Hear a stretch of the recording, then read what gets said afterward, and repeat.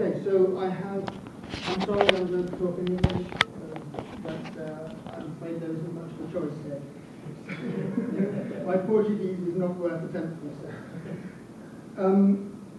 And I'm also sorry for the false advertising. The talk that was advertised is going to be given later in the next week, so you're welcome to come to that if you would like. But the talk I'm actually giving here is about the research methods work we've been doing in Kenya. And I've actually changed this presentation over the last few days based on a lot of the keynote talks we've had, which I feel have brought a more general issue, which I feel that our work has applied to. So I'm going to try and sort of focus it a little bit more on the general issues we've learned, which have come out of our research methods work. I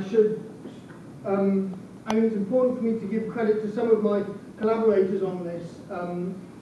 Some of you may know James Musyoka, who has come to ICOPS and a few other events over the past few years, and I'll come back to him again later. And I also want to just pull out Rick Coe, who probably people won't know, but has been working in research methods for the past 15, 20 years in East Africa, in the International Agricultural Research Organization, and has had a big impact on international research methods work in the agricultural field. And really a lot of the ideas have come out of his attempts to try and bring some of what has been learned in the international forum back into sort of Kenyan education over a period of now over 20 years. I wasn't involved in all of it, I've come in later on. So, when I'm talking about research methods, if you want to go back to some of the keynote addresses you've had, you can think about the data science ideas, which people have been talking about. It's this broadening of the subject of statistics.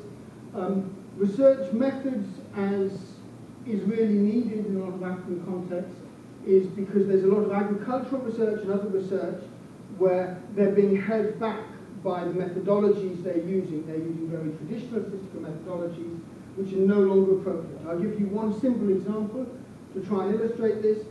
A lot of the experimental design that people use was developed when people were doing on-station trials. They then moved the trials out of on-station into sort of insight, actually on farmers' fields trials. And the factors are very different because you have a lot less control over the underlying variability, but you have a lot more information about what's actually going on, and so you need to think about the design very differently. But people don't have the tools to do that. The statistics they're taught is the statistics to do your on-station trial. And so they don't get taught the tools that they now need to use in their research. So the statistics they're taught is very different from the tools they need in the actual research they're doing with farmers in the agricultural context. And this is the same actually in the health context and in many other fields as well. And it's something where we found when we launched this as a master's program in Kenya, a research methods master's, we very quickly got over 60 applicants, all paying for themselves, to do an e-learning master's, and their fields were really wide. We had medical doctors who felt this was important for their progression. We had lawyers, as well as the sort of fields we would have expected, and teachers. And so we actually had a really broad range of people who felt that this sort of resonated with what they needed. The skills we're talking about are these more professional skills. These are a broader skill set than would traditionally be part of a statistics degree. So we're not just talking about analysing the data, we're talking about how do you collect data? What do you do to get good data? One of the really big things which has happened in recent years, which is relevant for most of data collection in Africa, is mobile data collection, using mobile phones. A few years ago, this was basically impossible, and this has really transformed, and therefore the data you can get, how you can get it, and the speed with which you can analyse it has totally changed. And a lot of people don't get taught these tools and don't know how to use these tools to help improve their research. The fact that we're really looking at more interdisciplinary studies, where you're cutting across maybe traditional disciplines, is something which is recognised, I think, quite broadly as being important. but it's not something which people get trained much at. It's not something which we're very good at building in universities and research institutions. A perfect example of this recently in Ethiopia was we had a wonderful a research grant which was given to an Ethiopian group, which was supposed to be very interdisciplinary, and when we got down to it, they'd subdivided it into many little bits, one for each department. And it was very interesting, once they actually sort of described the tasks they were going to do, you could recognise the department that task corresponded to. As they'd broken it down again, as opposed to having something disciplinary, something which was really connected, into something disconnected, where none of the individual components was actually going to help the bigger picture. And there's a real need to be sort of focused on needs, on actually to think about what are the needs that we're trying to address, rather than just giving people a training and hoping they'll find it useful later.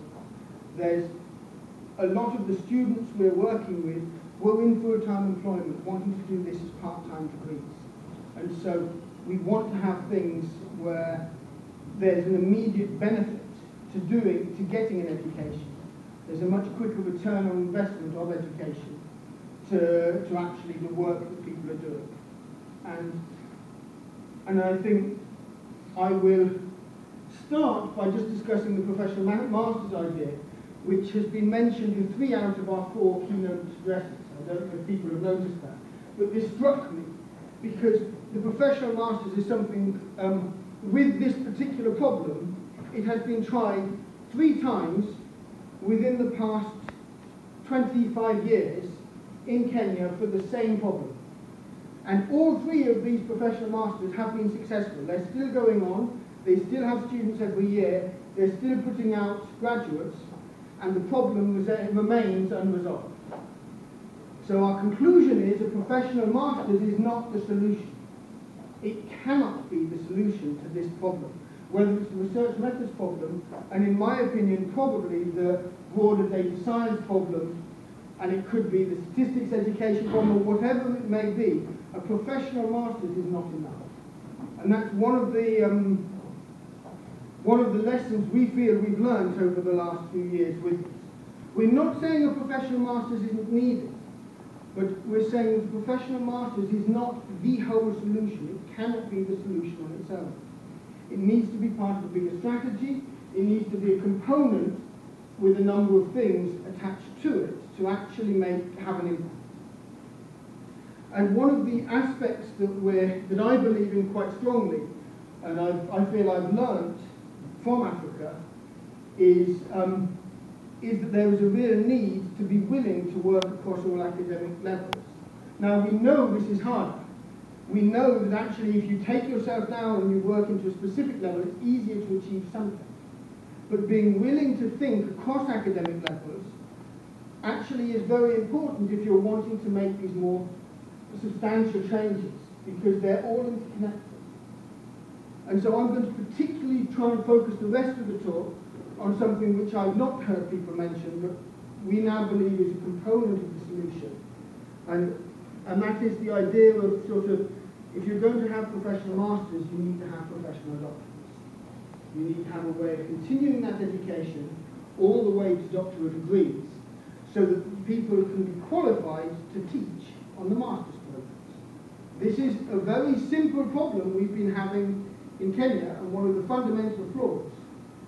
If you have a professional master's and your graduates do well, they become useful in all sorts of parts of society, but they don't carry on teaching.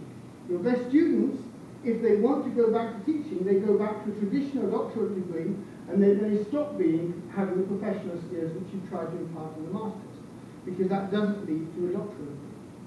You cannot become a university lecturer, you cannot teach on the master's program. Even if the master's program is successful, your best graduates can't teach on it, because there's no further training in that area to help them develop further and to help them actually become professionals, become doctoral level in that area. And so there's no future, it's in isolation. And that's one of the real problems that we faced. when we're thinking about that, one of the other issues we come across is the issue that we're having with doctoral degrees in Africa. And this is an issue, I think, which is summarised by this idea of breadth versus depth. Yeah? A PhD is supposed to be narrow. It's supposed to get you to the top of your field. When we hear about the fact that in China they need 10,000 more PhDs in statistics to fill the gaps they've got, I'm wondering how all 10,000 of those are going to get to the absolute peak of their discipline. And I don't believe that that's what we should be aiming for. Because although there are lots of peaks out there, that's maybe not what's needed for every lecturer. But we do feel that in all these areas we need to have lecturers who are doctoral level, who have a training much more than a master's. And so maybe we need to rethink how we're doing our doctoral level trainings. I'm not saying that a traditional PhD isn't good for some people. For me personally, I loved it. It was great. And it was such a privilege to be able to spend 3-4 years isolated from the real world, working on an area of mathematics which has absolutely no use to anyone whatsoever. Maybe in 30,000 years' time, somebody will find the use. But at the moment, it's really not going to impact society. I learned a lot from it about all sorts of things.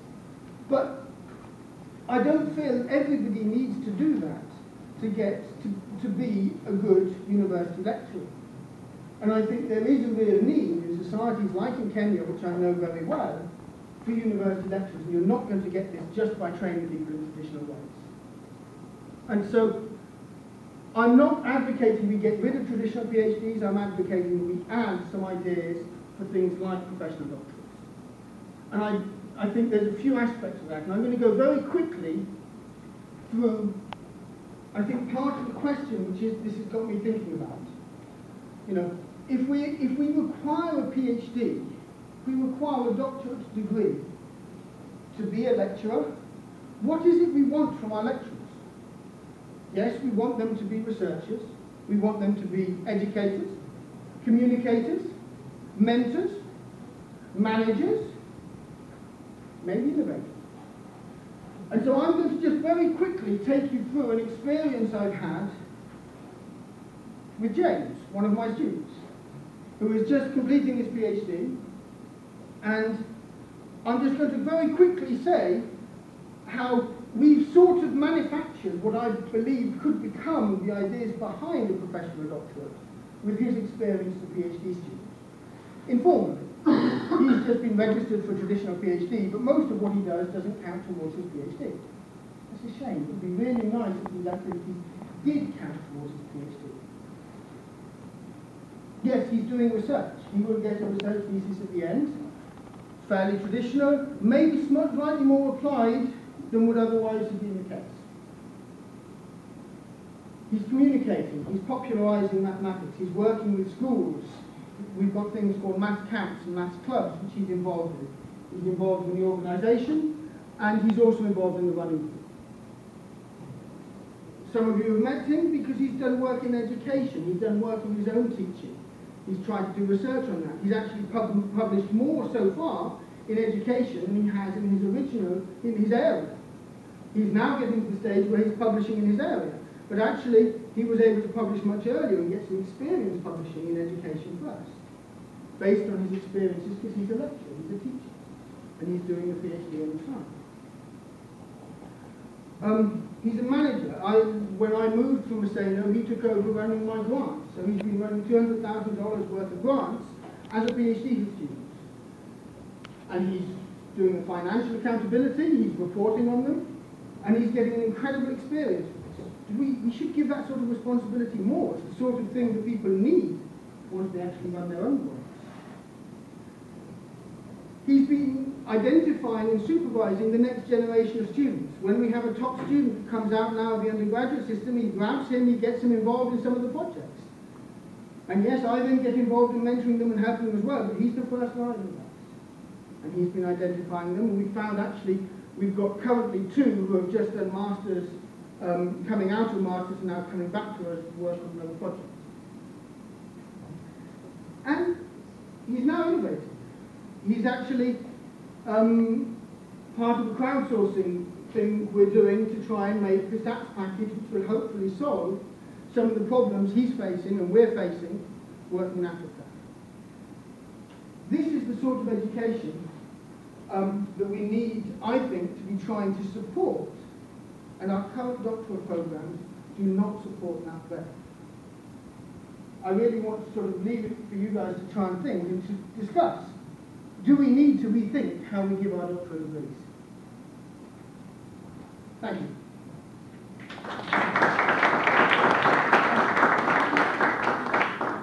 And now we have some time for questions. I'm going to jump in. David, it sounds like what you want is the old-style American doctorate education, almost exactly. So you're well, almost exactly. There's one. Almost. It's pretty close. So you're absolutely right. So the doctorate of education is an example of a professional doctorate. And there's a number of others. There's a number in engineering and so on. Right. There's one fundamental flaw of the doctorate of education. The doctorate of education is considered as less than the traditional PhD. And this is a fundamental flaw. We need our professional doctorates to be considered as more than a traditional PhD. They should be something you can do after you've done a PhD to now broaden your skill set.